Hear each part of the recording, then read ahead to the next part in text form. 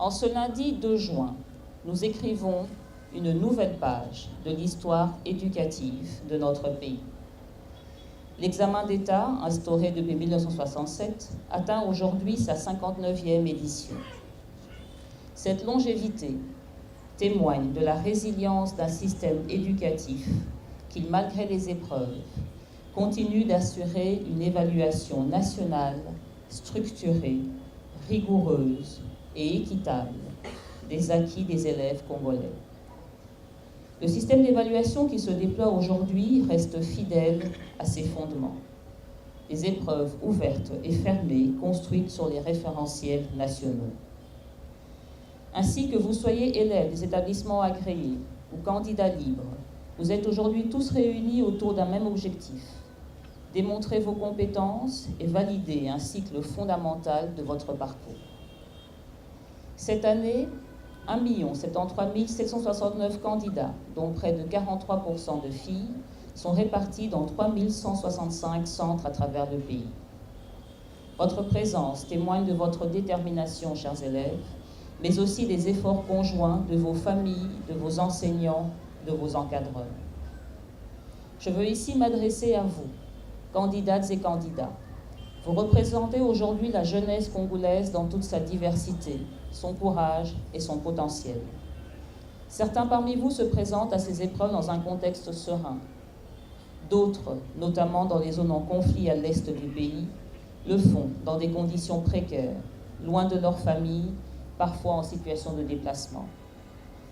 À ceux-là, j'exprime ma solidarité et celle du gouvernement.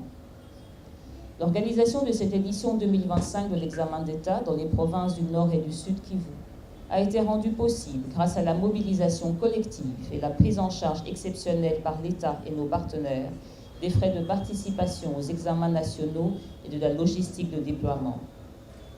Nous agissons avec responsabilité et équité, guidés par une volonté constante de ne laisser aucun enfant congolais en marge du droit à l'évaluation.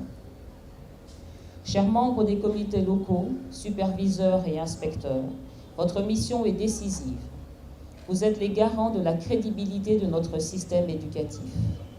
Votre intégrité, votre ponctualité, votre rigueur, votre vigilance sont indispensables pour que cette session se déroule dans la transparence et l'équité.